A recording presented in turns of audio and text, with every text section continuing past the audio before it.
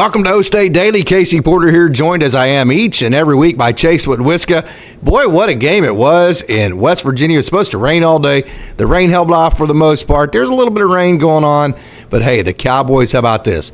They rained on the parade of the West Virginia Mountaineers by the tune of almost 100 points, 48-34. Chase, what a game. Yeah, man, it was a phenomenal game. It was a lot of fun to watch. I was a little concerned with them going into West Virginia with the West Virginia environment, meaning, it's a little bit chilly. It's supposed to be a little rainy. That on top of that, the fans are always rowdy out there, and it's a hard place to go and play. And they did a great job. They certainly did. And Ollie Gordon, he is the best back in the United States of America right now. I don't think there's any doubt about that. No, I couldn't agree more. After watching him 3 or 4 weeks in a row put up over 100 yards, and then this week almost 300 yards on the ground, I don't want to speak too soon. I wouldn't be surprised if we see him in New York if he keeps this up. Ooh, hot take of the night. Hey, one thing about Chase Witwiska, not afraid of the hot takes, huh? No, and I mean, coming out firing earlier tonight, huh? I mean, tell me who's better right now in the country. Outside of that you got the guy from Michigan, the quarterback from Michigan, that's really, really, really good. I think the Heisman has almost become more of a quarterback award, and it sucks that it's like that because you got guys like Ollie Gordon that are putting up just video game like numbers, but he's not a quarterback and. Oklahoma State's 5-2, so that's working against him, and then so is his position.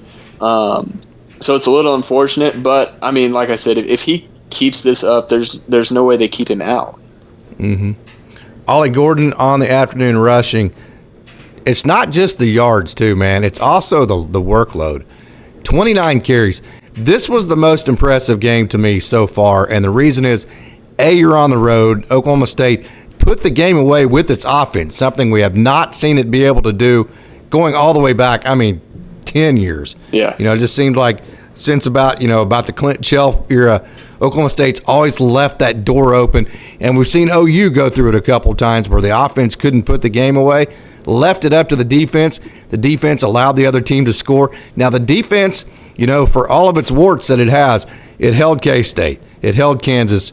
But in this game, the offense put the game away, in large part thanks to the offensive line. Hey, the three H-backs, Josiah Johnson, Braden Cassidy, and Jake Schultz, dude, they were big time, man. Yeah. And if you keep up with our social media and stuff like that, you've seen a lot of videos that were posted kind of giving those guys a lot of credit.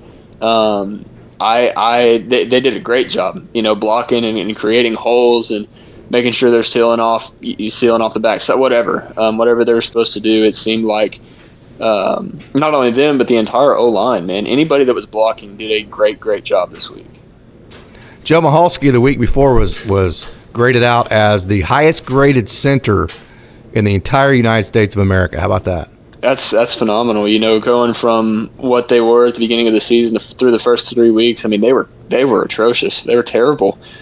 They get the bye week, and then it's like it's a brand new team. It's not even it's a brand new O-line. It's just a brand new mentality. It's so much more fun to watch. So Ollie Gordon, the 291 is obviously super impressive. The 4 touchdowns, super impressive. 29 carries. The fact that he was the only running back on the team that took a carry Saturday, that's impressive. Now, Alan Bowman, he carried the ball a couple times, but Ollie Gordon was the only running back. Yeah. And MikeGundy has always said, if he's hot, we're not going to take the ball out of his hands, and he was definitely hot on Saturday. Going into this next week with Cincinnati, I don't think it's a gimme game by any means, but at the same time, I think you need to keep in mind who you have the week after, and what environment and who would that be? And that would be Oklahoma. Oh. It's I don't want to say rest him by any means, but I think maybe cut it down to 17 carries or so. Let him get his legs back under him, because that next game, assuming that they take care of business these next few weeks, and against the rest of their opponents, that could very well determine who you see in Arlington. You have to win each game that's in front of you, no doubt about that. It's kind of like in a playoff series when your back's up against the wall, you're against elimination.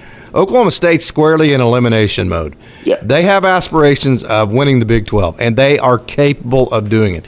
They have good enough secondary players. They definitely have good enough linebackers. Nickmartin, 17 tackles against. Super impressed with Xavierbenson. That dude, Xavierbenson, he's long and he's rangy. He's always in the right spot. Super smart, very experienced.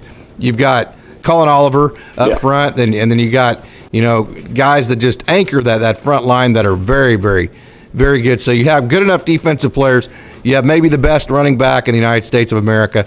You have a super versatile set of receivers. It just seems like they can all do different things. Rashad Owens is kind of that great mix between a tight end body. Reminds me kind of an Alonzo Mays type player, or even a kind of maybe a Marcellus Rivers type, more so of a Marcellus Rivers, that type of body type back in the early 2000s. I'm sure I'm probably outdating you there, Chase. I'm probably dating myself. Kind of that type of hybrid between, he can post up in the middle of the field like a tight end would, like you'd want a tight end to do, but then he can also, we saw him go out on the perimeter and hit the quicks and almost, just like the extension of a running game, just throw him a little quick and let him get 5 or 6 yards. Then you have the little scat type inside slot receiver and Brennan Pressley. Then you have Jaden Bray that can go up and win the jump balls we saw him make that great catch on the fade pass.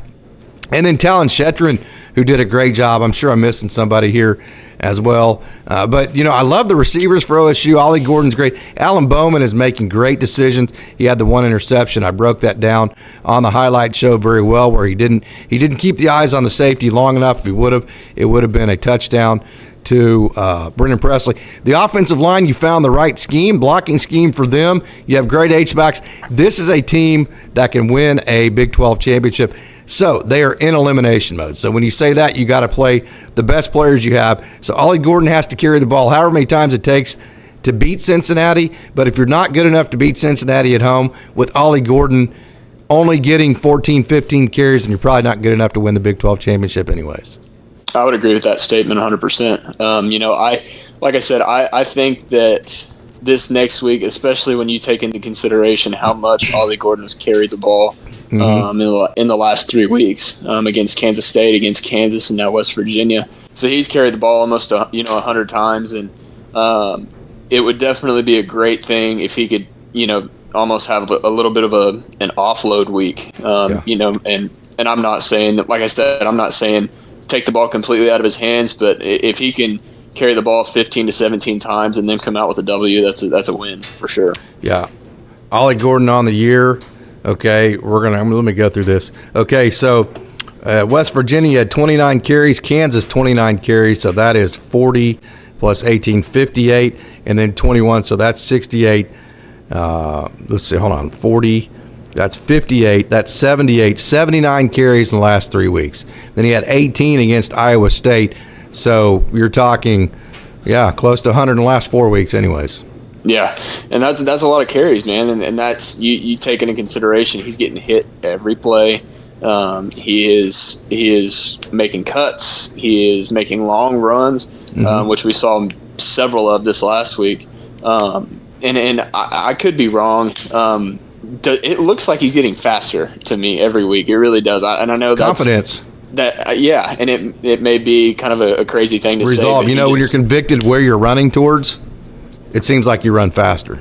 Yeah, I mean, he just and he had some breakaway speed this last week, which we haven't really seen a whole lot of. So I don't know if they've got some serious therapy going on out there to where he's just feeling 100%. All the time. I don't know what's going on, but he looks great. Thing about it, too, is Oklahoma State still struggles to score in the red zone, right? The first and goal situations inside the 20-yard line. So I think, too, part of it, Chase, is he, like Jaden Nixon, got caught at the 3-yard line. Well, guess what? Oklahoma State had to kick a field goal against Kansas, right? Mm-hmm. I think part of it is in the back of his mind. He knows that, hey, if I don't house this thing, there's a good chance we're not going to score a touchdown. So I think that's kind of added to that. Yeah, and honestly, if that helps his mentality, then by all means. I will go into the defense of the Oklahoma State offense. It is really hard to score when you're within the 20 yards of the end zone, just because you have extra defenders at that point. You've got the both sidelines and you've got the back of the end zone. And 20 yards may seem like a lot to work with, but it's really not. When you're even short game and stuff like that, it shrinks the field so much. The defense doesn't have to cover as much. It's a lot easier to play defense in the red zone than it is when you're coming from the opposite 20. Which is why having a field goal kicker like Alex Hale, who, by the way, the field goal was no good. I have it on my social media. The entire football has to be inside the entire field goal post. So if any part of the football is touching any part of the goal post, it is no good, which I put the picture out there. That squarely was the case. That was called correctly right there before half, which is why you have to have a really good field goal kicker that does not miss field goals, because when you don't score touchdowns, which is very difficult to do, you do have to get points on the board. Yeah, and he's been great all season. He did have that one missed field goal. So what? If you look at what he's done the past several weeks, I'm okay with the missed field goal every now and then. Kicking is a really, really hard thing to do. And it's kind of a tough situation because people are either going to love you or they're going to hate you, and there's no in between. You're either going to be the reason that a team won a game or the reason the team lost. In some people's mind, that's not really reality, because there's a lot of other plays that, if you come down with a loss, there's a lot of other plays you can look back at and say, hey, if we fix this, this, and this, it's a totally different ball game. But a lot of the time it does come down to the kicker. And I don't want to advance a week, but when you look at the kicker that we have in Alex Hale compared to whoever OU has kicking for him right now, good grief. I definitely say Oklahoma State has the upper hand, and I think that's going to play a big role in the Bedlam game. Yep. The Bedlam game. Oh, man. You're going to have to walk me through the Bedlam game, and you're going to have to be my therapist, and because I have a mental midget syndrome when it comes to the Bedlam game. I just think we're going to lose to OU every time we play them. I can't get over it. So every time I hear that word, I'm in a good mood. Let's not mention Bedlam yet. Hey, don't forget what happened last time in Boone Pickens, and that is an extremely. I did forget what happened. Hey, we came out with a win. Okay, I need to remind you. That made me feel better. Okay, against a very, very, very good, high-powered OU offense, which they have every year, and one of the best quarterbacks in the nation, in Caleb Williams. That was a really fun game to be at. And I'm telling you, man, Boone Pickens is an extremely hard place to play, a really, really hard place to play. And with the buzz that's going to be around the stadium this week and next week, it's honestly, it's going to be really, really tough for the opponents to be successful. More of my Oklahoma State inferiority complex. My next statement would be, it would be so OSU to lose to Cincinnati right before the OU game. That would be such an Oklahoma State thing to do. Don't speak it into existence. Okay. I will stop with my inferiority complex. But hey, I must say, I can't help it. It was just bred in me. I've watched too much of this over the years. So, okay, hey, how good is Alan Bowman? Is he the best quarterback OSU's had since Brandon Whedon? Oh, man, it's hard to say. I think he's better than Corn Dog, but I don't. Mason Rudolph is really good. But it just seems like he executes differently. He dumps down. He hits different receivers. He reads defenses. It seems like Mason Rudolph just kind of threw the ball up a lot to James Washington, Marcel Aitman, and he had better players. Those type of better one-on-one type players. It seems to me like Alan Bowman executes better. Sure, you can say that 100%. And I don't want to go into comparing Alan Bowman to Spencer Sanders at all, because they're not anything close to the same player. It would be unfair to say that one's better than the other just because they're so different in how they run the offense. I do think Alan Bowman makes better decisions, but then you have the athleticism of Spencer Sanders that you don't necessarily have as much of with Alan Bowman.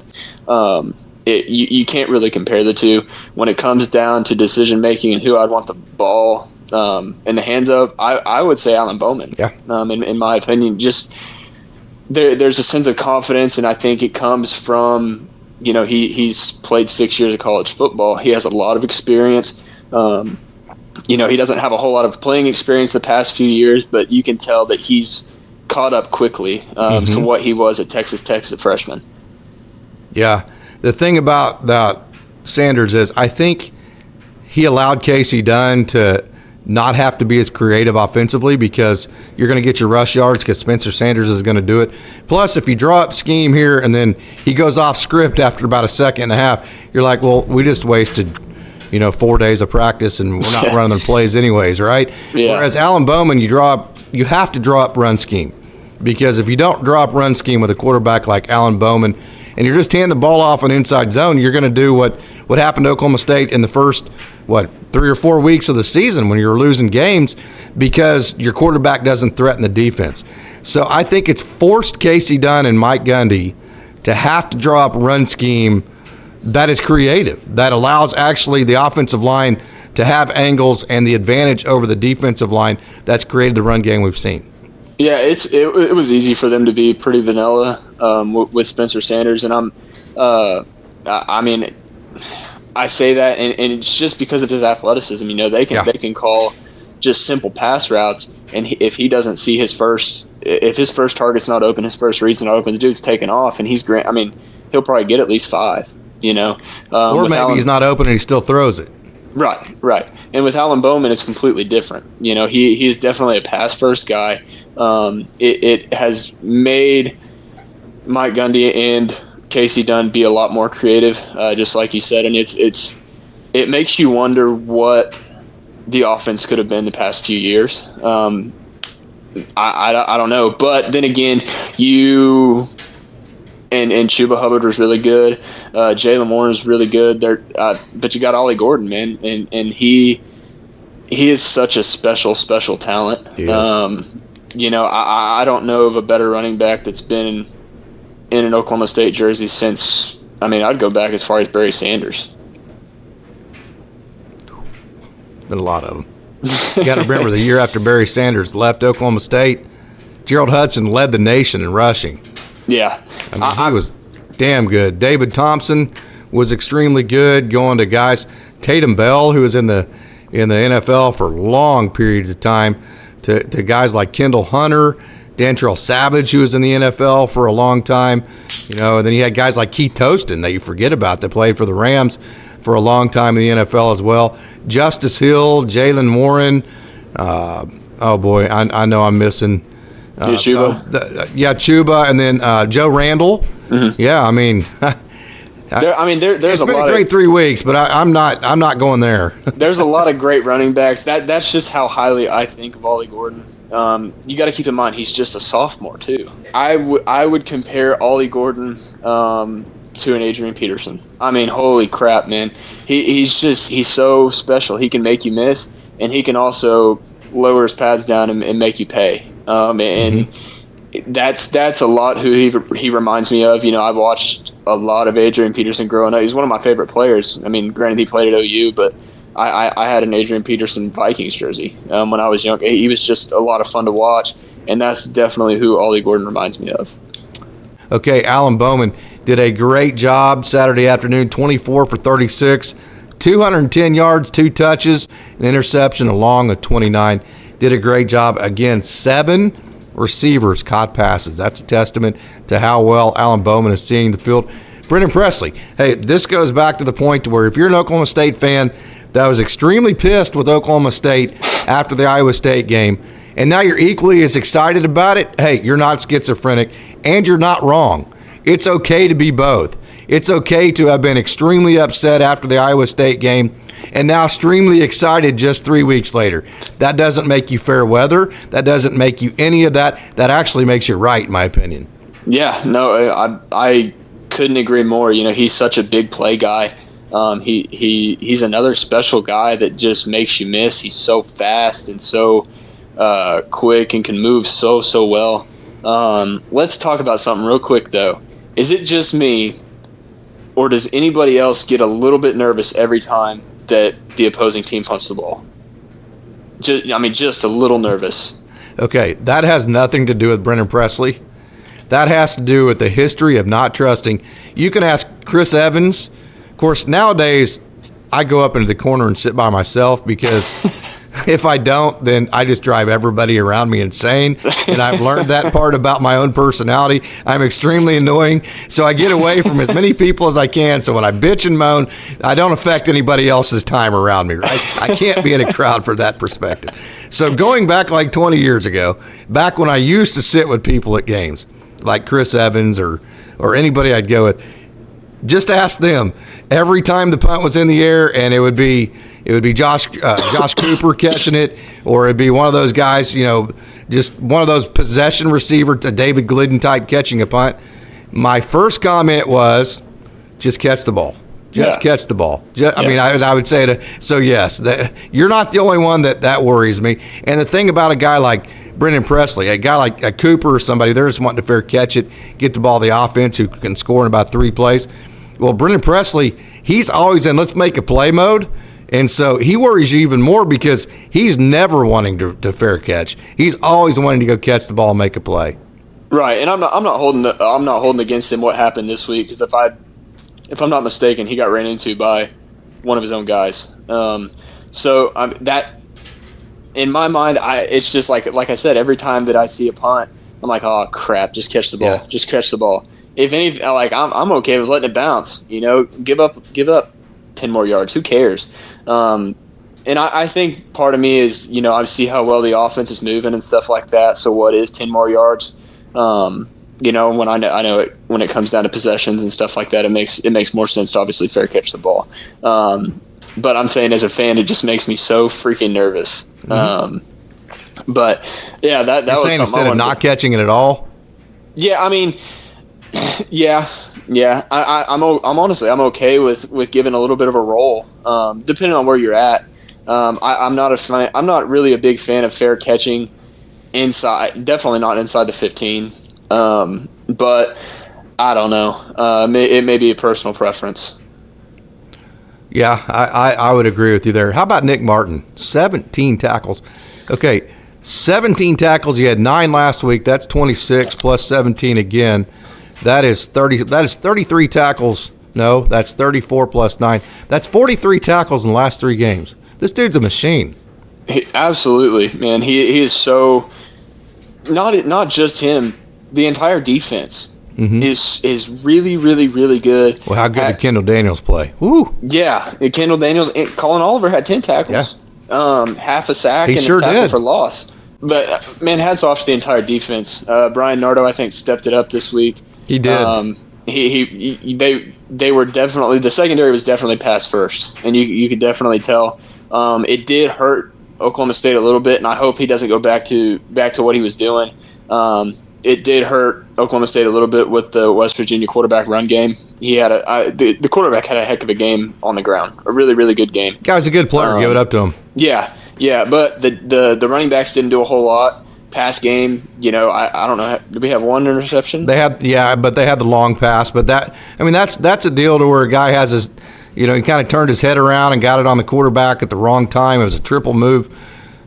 It happens. Yeah, and that I want to give it up to the defense for sure. I mean, they played really, really well. You go back all the way to Kansas State. They held a really good Kansas State offense. To a minimal amount of yards and points. They do the same thing the week after. Granted, they got burnt a little bit more through the air against Kansas, but they shut down one of the best run offenses in the nation.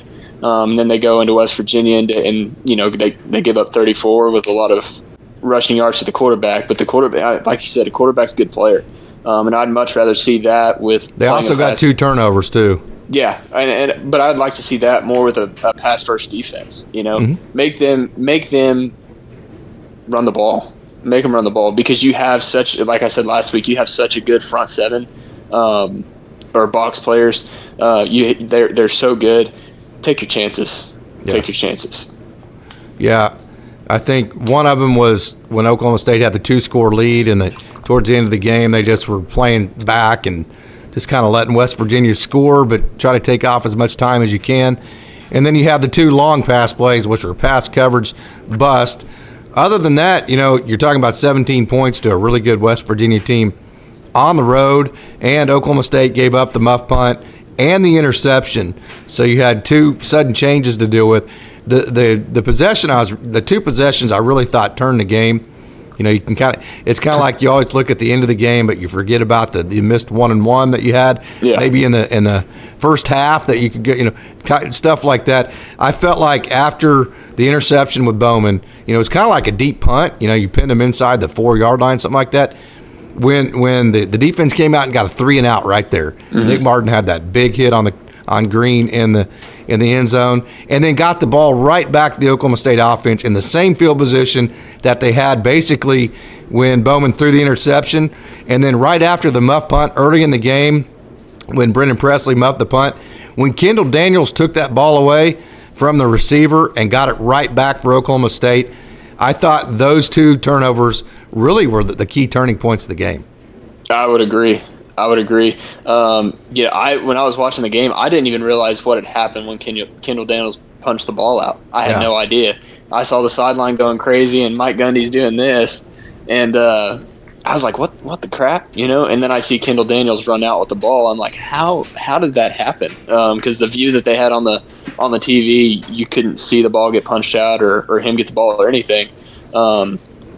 It's funny. I actually texted Gage, Mike's son, a video of him doing that. Oh my gosh, it cracks me up. And he said that's the most emotion I've ever seen out of that man. Yeah. But I think Gundy really likes these kids. You like every team. Don't get me wrong, but I think he feels. I think he really likes these kids. Yeah. No, he. You can definitely tell that he does. With dancing in the locker room and him showing any sort of emotion on the sidelines it shows how much he likes this group. And I think part of the reason that he likes this group is they've shown that they can fight through adversity, which they did even this last week in West Virginia when they were down. They fought back, they played really well, and they ended up winning the game. There haven't been a whole lot of times where this Oklahoma State team has been super comfortable. And I think that it's been really impressive with what they've done. They don't give up. They keep fighting, scratch South Alabama. Panic. Yeah, they play good football. It seems like they trust their coaches, they trust their teammates. And when you're able to do that, you're able to play so much more loose and so much more. You're able to have so much more fun. Everybody's on the same page. Things are looking up right now for Oklahoma State. Dangerous team coming in for homecoming this week. Emory Jones. Does that name sound familiar to you? Oh, yes. Quarterback for Cincinnati? Yes. Yep. He started at Arizona State. Where you'll remember him from is his time at Florida. Mm-hmm. He was the starting quarterback at Florida for a while. So super talented young man. He comes into Boone Pickens Saturday. He will lead the Bearcats, who lost a heartbreaker to Baylor 32-29 last week. So Emory Jones last week, 19 for 30, 162, 2 touchdowns, no interceptions. Miles Montgomery and Corey Kiner, kind of a 1-2 combo for them. So they had 237 yards rushing last week against a really good Baylor defense. So, hey, get ready for it. You're going to see a lot of rushing attack, and you're going to see Emory Jones kind of play off of that. He's probably going to add to some of that rushing as well. And I think they're really going to try to use that running game on the road to set up their pass game.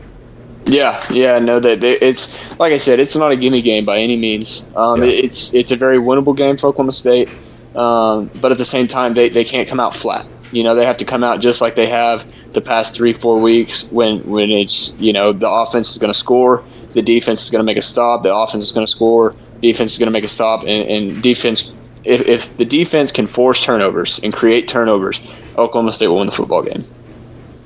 No doubt about that. Can they win the ball game without creating turnovers?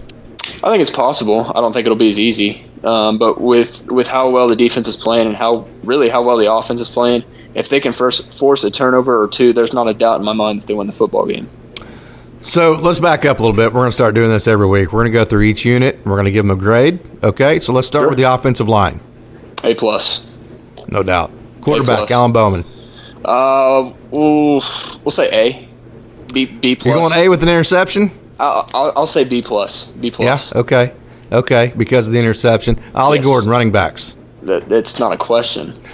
A++++. Is there anything higher than A? No kidding. Okay, receivers. B plus. I think they played a solid game. I think that you can still see more. I really do, and that's what keeps them from being an A. I just think you can see more. That's just my personal opinion. Grant, they played a really good game. I think that I just, like I said, I think you can see more. I don't know how to explain it. I think you can see more explosion out of them. Yeah. But they played a really good game. Yeah. Okay, so let's move to the defensive side of the ball, defensive line. I'll say I'm gonna be a little mean here. I'll go B minus, just because of the offensive run game with the quarterback. Yeah, they didn't shut it down as well, but they are capable of playing a lot better. Linebackers: Collinoliver, XavierBenson, and Nick Martin. By the way, that's a pretty good trio. A plus. A plus. Yeah, no doubt. A+. They definitely made up for the lack of performance from the D line. Okay, let's break the secondary up into corners and then safety. So let's go with corners. Corners, I'll say A. They played a good game, and safeties, I'll do the same. I won't go A plus, just because of they had a couple of miscues. But I think overall they tackled really well. Yeah. They attacked really well. They were physical. It seemed like outside of those one or two big plays that they had, they read their keys. I think they played a good football game. I'm gonna go B on corner, just because, hey, early in the game when it was 3rd and 17, West Virginia, Oklahoma State, I believe, had a 10-0 lead at that time, and really you're almost gonna just give a knockout punch early on. The really bad pass interference call on korieblack. Of course, he had the interception, which was great too. So I can't go A because of that one pass interference call. Okay, but I think DJ McKinney, the young corner, he's another one of those young secondary guys. He's going to be a really good player. Okay, safeties: Trey Rucker and Kendall Daniels, and then Trey Rucker, Kendall Daniels. Of course, the way that the Oklahoma State plays defense, it's hard sometimes to. Right. It seems like they just kind of all play together in the same types of coverages. Yeah. No, like I said, I'd say A, just because they did have a little bit of a miscue. I like to make the secondary one, just because you got your corners and safeties. Those are your pass players. With that. I do like breaking them up though. I'll say A.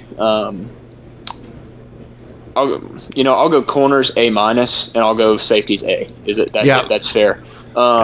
Because, like I said, the safeties did a really, really good job of coming up and making tackles when they needed to, and making plays when they needed to. And they also weren't trying to do too much, like you've seen the past few weeks. So I would say they were an A, and the corners were an A minus. So that brings me into the next topic, if you would. What letter grade of a game would Oklahoma State have to play to lose? To lose? By position or just overall? Just overall. Overall game. What letter grade of a game would they have to play to lose? Against Cincinnati? Yeah. Oof. I say they have to play a C minus. I was going to say C, so we're about on the same page. I think Cincinnati would have to play an A game. Oklahoma State would have to play a C game. I agree. I don't quite trust this team yet after seeing what you saw with that South Alabama and Iowa State. It's not Oklahoma State. It's Cincinnati. I just think they're a little sneaky. I definitely think that it's a winnable game. Like I said, I just don't see. I don't see us walking out of there 52-12 or whatever. I know that's a terrible football score, but I don't foresee that happening. I could see more of 40. We'll say 45 to 45-28, something like that. I think that's more than likely what type of game you'll see, because Cincinnati does have a good quarterback, and they do have some athletic receivers, and they have good running backs. When you have a good quarterback, you can win. Yeah, absolutely. And I watched the OU Cincinnati game quite a few weeks back. It could have been a big one. Cincinnati played a decent ball game for 2.5-3 quarters, and they hung with OU, and then things kind of fell apart. So they are capable of playing good football. and competing with good football teams. Because I mean, OU's 6th in the nation right now, so they're no pushover, and they hung with them for a little bit. So, okay, final thoughts on Oklahoma State this weekend. First of all, parade or no parade? So, her brother-in-law wants to go with our Gotta go to the parade, brother. I haven't been. It's awesome. The parade's awesome. It's one of the best parts of the whole thing. Yeah, well, we may end up going. I say her brother-in-law. We're getting married in December, so my soon-to-be brother-in-law plus our little nephew wants to go. He's almost 2, maybe 1.5. Okay, cool. So Yes. I'm sure he'll eat it up too. Yeah. But I think that we may show up for that, and definitely going to walk around. Man, homecoming's an exciting time. It's a lot of fun. Is. Yeah. Big question, last question of the night, then we'll get off here. We've rambled long enough. Okay, they throw candy out at the parade, right? Oh yeah. Okay, they throw candy at you. You pick it up. Do you eat it or do you give it to a kid? I eat it. Are you kidding me? I'm just playing. Or does it depend on what kind of candy it is? Like if it's candy corn, sorry kid, you're out of luck. I'm eating it. I'm a big fan of candy corn. Yeah, I am too. I love candy corn. I'm saying a bag of candy corn. You catch one in the air. You give it to a kid? Oh, it's mine. No, I beat you to it. It's mine. Absolutely. I ain't giving it up. You're out of luck, kid. Sorry. Yeah. No, so if it's like those nasty little dots things, I ain't doing those. You can have the dots, man. I don't like those. They're nasty. We are on the same page right there. 100%. Okay, how about this? Go Poke Saturday, right? Absolutely.